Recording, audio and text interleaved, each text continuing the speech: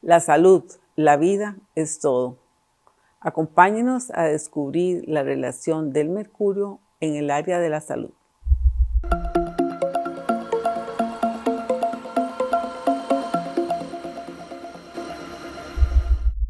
Un saludo muy atento y cordial para todos ustedes. En este espacio y oportunidad tenemos la presencia del doctor Juan José Cordero, profesor de la Escuela de Medicina de la Universidad de Costa Rica.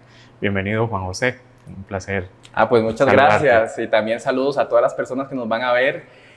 Pues una oportunidad muy bonita de compartir a través de este espacio sobre un tema interesantísimo que mucha gente estoy seguro que desconoce, pero que hoy van a conocer, que es el tema del mercurio. Excelente. Desde hace ya varios años, desde un proyecto de acción social llamado Enlace, se ha venido pues realizando distintas actuaciones para tener una educación ambiental en la ciudadanía relacionado con el uso del mercurio. Particularmente nos interesa generar procesos de concienciación ambiental para generar también buenas prácticas a nivel de industria, en el área de la salud y por supuesto en la conservación del ambiente. ¿Qué nos podría decir usted como especialista en el área de la salud en relación con el uso que hay del mercurio a nivel nacional y qué implicaciones pues, a nivel sanitario y ambiental pues, ha tenido el uso de esta sustancia en nuestro país? Muy bien, sí, lo primero que hay que tener en cuenta es que el mercurio forma parte de lo que llamamos metales pesados. Los metales pesados, como su nombre lo indica, son especies químicas que cuando ingresan a nuestro cuerpo les cuesta mucho ser excretadas. Es decir, ingresan a nuestro cuerpo, se quedan generando daño y luego cuesta que nuestro cuerpo lo excrete a través de la orina o de las heces. Entonces, los metales pesados en realidad podríamos decir que son tres principalmente: mercurio, plomo y cadmio. Y estos tres metales pesados tienen particularmente la relación de que muchos se obtienen de la industria, de la manufactura, de la combustión de biomasa, de la combustión de carbón. Pero en el caso particular de Costa Rica y Latinoamérica, la principal fuente de ingesta o de intoxicación con mercurio, es muy interesante, es el consumo de pescado. Resulta ser que cuando las fábricas producen mercurio, cuando nosotros desechamos el mercurio a los ríos, todo ese mercurio termina en el mar, en el océano. Entonces las pequeñas especies marinas comienzan a consumir ese mercurio de su dieta, luego los peces un poquito más grandes se comen a los pequeñitos y ahí va generándose una cadena alimentaria, y cuando llegamos a peces grandes como el atún o el pez espada, que se come mucho acá en la región de Punta Arenas, en la región de Limón, esos peces tienen gran cantidad de mercurio.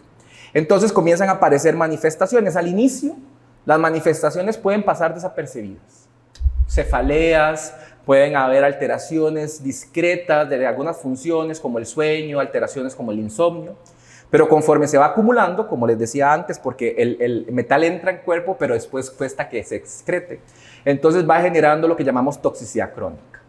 Según la OMS, para que tengas en cuenta esto, según la OMS, 6 de cada 10 muertes en el mundo están en relación con contaminantes ambientales. ¿Esos efectos crónicos, después de cuánto tiempo aparecen luego de que haya una ingesta del metal pesado mercurio? Sí, normalmente nosotros en medicina decimos que las intoxicaciones crónicas son más de 6 meses de exposición.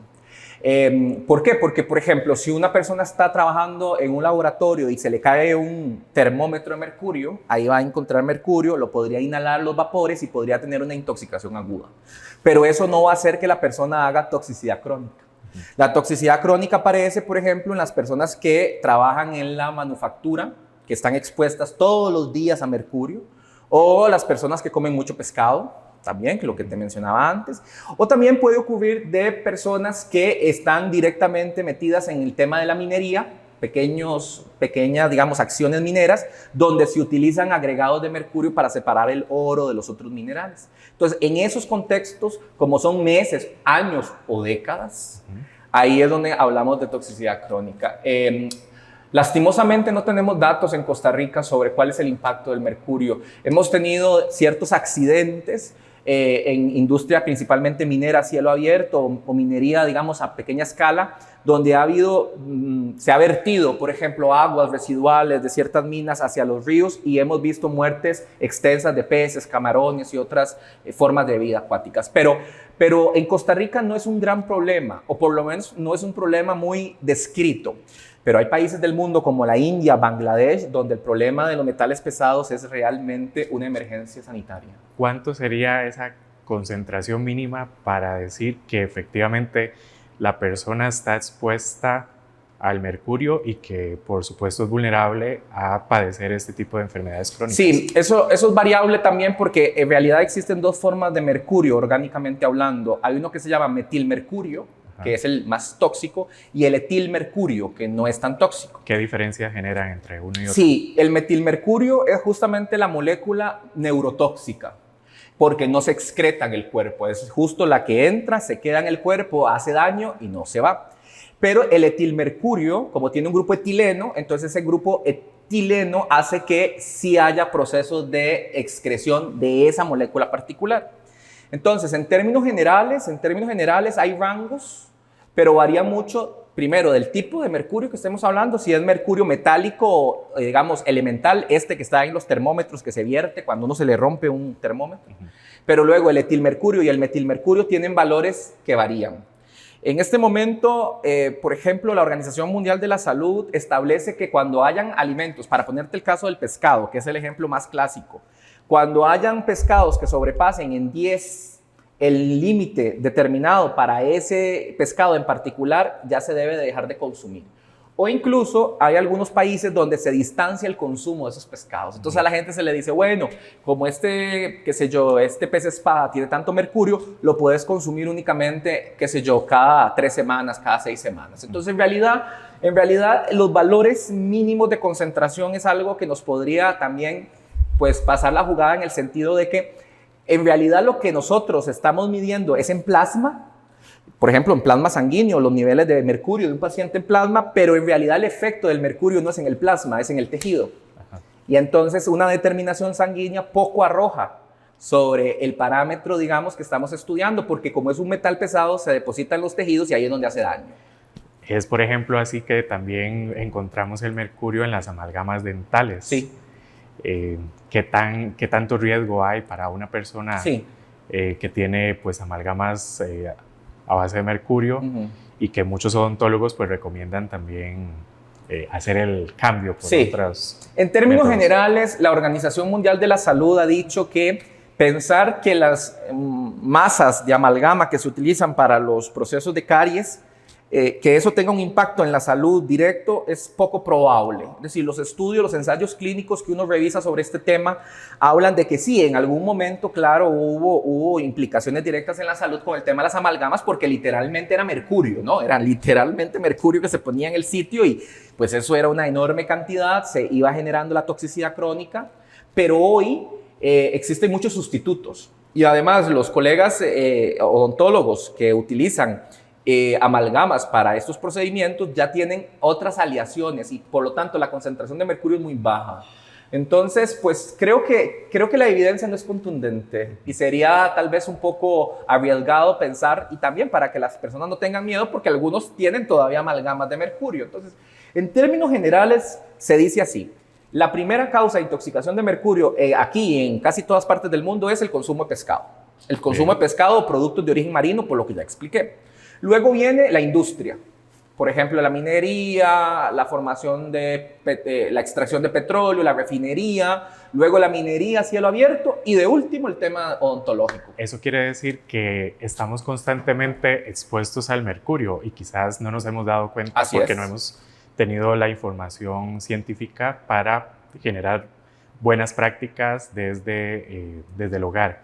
Por ejemplo, ¿qué tendría yo que hacer o saber hacer si yo tengo una lámpara de mercurio en mi casa, resulta que esta se nos cae, se rompe y estamos expuestos pues a este metal? ¿Qué deberíamos saber para poder hacer y tener una práctica correcta de tal manera que no estemos expuestos a este? Sí. Bueno, la OMS de hecho dice que lo que podemos hacer con el tema del mercurio son varias cosas. Número uno, disminuir la combustión de biomasa, porque la combustión de carbón, de leña, todo eso genera vapores de mercurio, que tal vez no lo vemos aquí, pero sí está en el aire y lo respiramos, lo inhalamos. Entonces, claramente eso tiene una recomendación también ambiental por la emisión de otros gases que tienen también efecto invernadero. Entonces, eso también se ha descrito. Con respecto a lo que decís de las lámparas, es cierto, las lámparas algunas tienen aleaciones de mercurio, compuestos derivados de mercurio para su manufactura. Entonces, cuando se rompen, hay incluso personas que tienen la mala práctica de tomar esos tubos y dárselos a los niños para que jueguen. Bueno, eso es un problema. Lo que se recomienda es que cuando haya que cambiar uno de esos dispositivos, utilizar una bolsa especial para este dispositivo y colocarlo dentro y buscar si existen programas de reciclaje y de eliminación de este tipo de componentes. Yo desconozco si en Costa Rica existe a nivel de las municipalidades, por ejemplo, procesos al respecto, pero sería muy interesante pues definirlo, si existen o no, y en el caso de que no, pues definir un protocolo. Ahora, este tema es un tema muy interesante. ¿Por qué? Porque si bien es cierto, lo estamos contextualizando a una lámpara, pensemos en el consumo de pescado. Usted va a la pescadería, Claro. se va al súper y usted va ahí a la pescadería y ahí están los pescados, usted los compra, pero usted no sabe qué se está comiendo. Sí, exactamente. Lo que nos venden es un producto con una etiqueta, un valor, quizás la procedencia, pero no una composición química de ese alimento. Sí. Esto también me hace pensar a mí en relación con la minería, que tanto se ha hablado en Costa Rica, que es un tema muy controvertido por todas las implicaciones medioambientales y sanitarias que esto tiene, y particularmente sociales. ¿Podría usted sugerir o tiene conocimiento de alguna otra sustancia que pueda emplearse en la minería para sustituir el uso del mercurio? Sí, de hecho existen sustitutos en algunas partes del mundo. De hecho, se ha prohibido el uso de estos minerales, de estos metales pesados en la industria de la minería particularmente. Porque el problema del mercurio incluso no es en el momento, ¿no?, de la extracción. Ahí hay mercurio. No, ahí no es el problema. El problema es que ese mercurio queda el resto de la vida ahí. Para que tengas una idea, la vida media del mercurio en el cuerpo humano son 27 años. Y nosotros en toxicología decimos que para que algo se elimine del cuerpo tienen que pasar 7 vidas medias. Imagínense, 7 por 2. No te alcanza la vida para No, poder moriría liberarlo. con el mercurio dentro. Entonces, en realidad, eso mismo ocurre en la naturaleza. Cuando alguien vierte mercurio para extraer 1, 2, 3 gramos de oro, ese mercurio quedará impregnado en ese suelo. Con las lluvias se filtra al subsuelo, pasa a los mantos acuíferos o se lava y llega al río. O sea, al final de cuentas, el mar siempre va a ser el receptor final del mercurio. Por eso te decía que el pescado es la principal fuente de intoxicación, porque de hecho en el mundo donde hay más mercurio es en el lecho marino. Justo por todos estos procesos que arrastran el mercurio, porque es un metal pesado, lo arrastran hacia el mar. Los pequeños microorganismos inicialmente, plancton, otros tipos de bacterias o por ejemplo pequeños invertebrados consumen eso, luego los pescados, y ahí se va transmitiendo ese mercurio hasta que finalmente llega al cazado, al plato de comida. Claro, eso es una red de procesos biológicos alrededor de esta actividad.